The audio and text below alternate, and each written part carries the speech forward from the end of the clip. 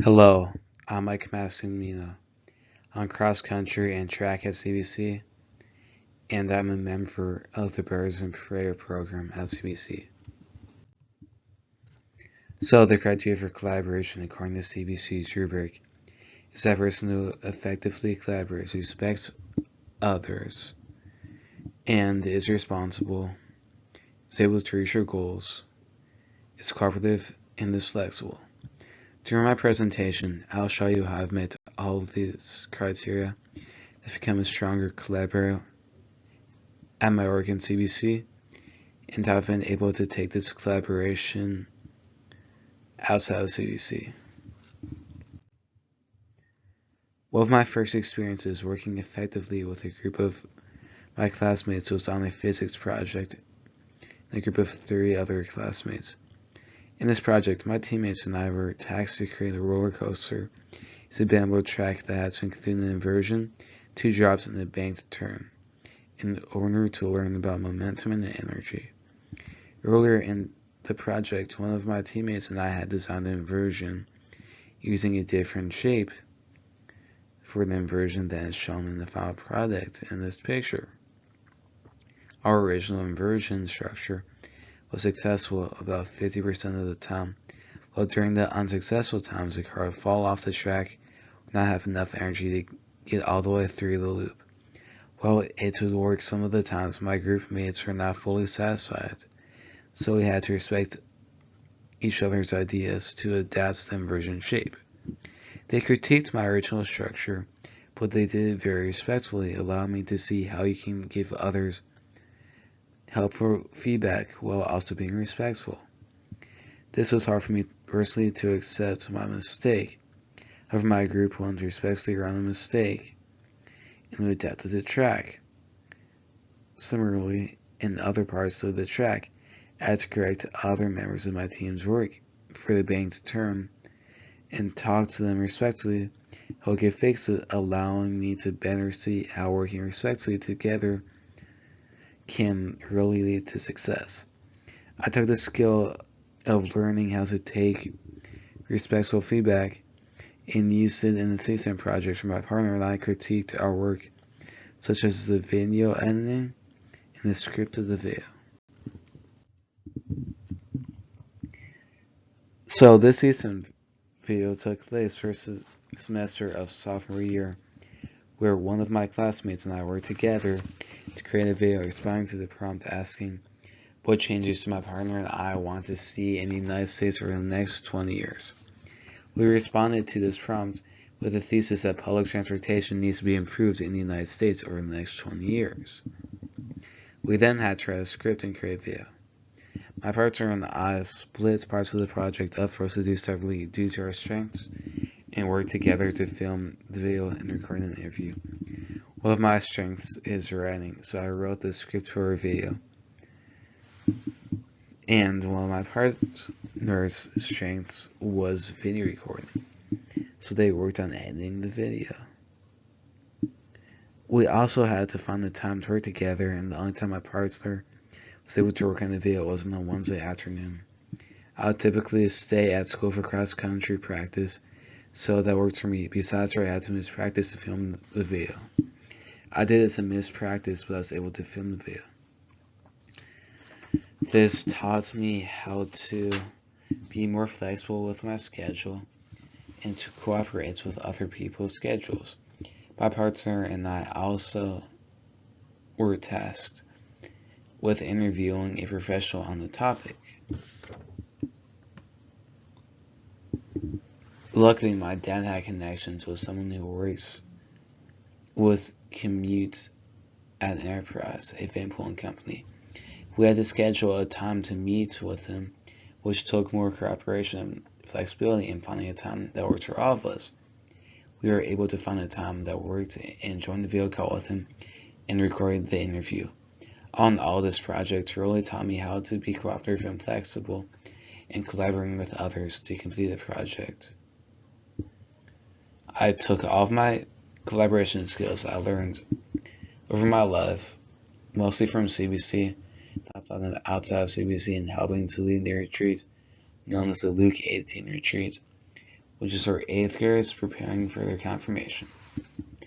On this retreat, I was tasked with leading a small group, another task I had never imagined myself, which was giving a talk to a large group of people about my faith. I'd never given a talk to any group of people, and I was nervous when I found out that I had to do it. I paired up with one of my friends on the retreat, and we worked together in giving our own separate talks, which we both presented together. My friend and I gave respectful feedback to each other on our talks, which is a skill that I learned to do from the physics project. At first, I was nervous and had no idea how I was going to give a talk. As a group of people leading the retreat continued to meet, and me and my friend continued to meet, a vision of how we give our talks grew larger and larger in our heads. So during these meetings, I had to miss some things I wanted to do, such as watching football. But through my flexibility and cooperation skills, I learned from the CSM project I was able to be more flexible and cooperative while meeting.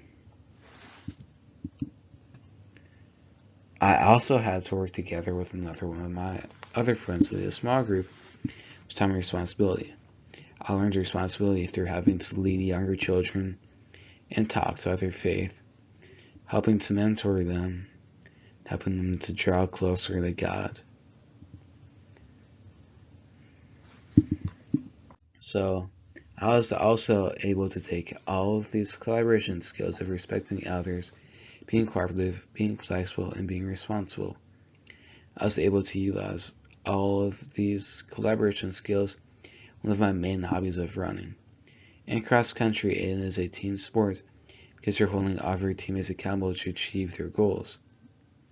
I was mentored by older athletes my freshman year who could help me train more effectively, which I was able to use to collaborate with my less experienced teammates my sophomore year.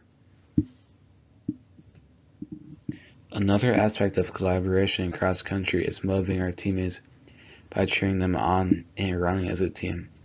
Through all this motivation we gave one another, we were able to push each other towards each other's goals. To get through this, I was able to learn how through collaboration I was able to push my teammates to reach their goals, and how they helped me learn all about goal reaching and what it meant to really reach goals.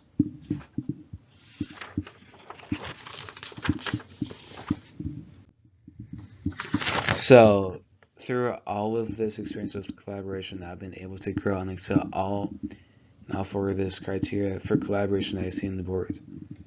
So to start, for respecting others, as you've already seen, I really learned how to respect others through the roller coaster project and was able to use this skill in many other aspects. So also, secondly, in responsibility, I learned how to be responsible in all of these projects, and I used responsibility in my collaboration in all of these things. But I was really responsible when I led that group of 8th graders during the Luke 18 retreat and guided a small group. So I've reached my goals in all of these projects, really. But the main project I want to focus on, and the main thing that I want to focus on, is cross country. So through cross country, I have really experienced goal reaching through reaching my goals of getting faster and better. And I've also used this goal reaching in all these other projects. And for cooperation and flexibility, I was cooperative with a CSPAN video, finding a time to work on the video that could work with other people's schedules, which taught me how to be cooperative and flexible, which I used through all of these other things that I've collaborated with. So in the future, I really hope that I can take these same collaboration skills, that I can keep on building on them in future school projects, in my continued cross-country and track career, and continuing to be a successful collaborator and to be a good member of a team. Thanks for listening to my presentation.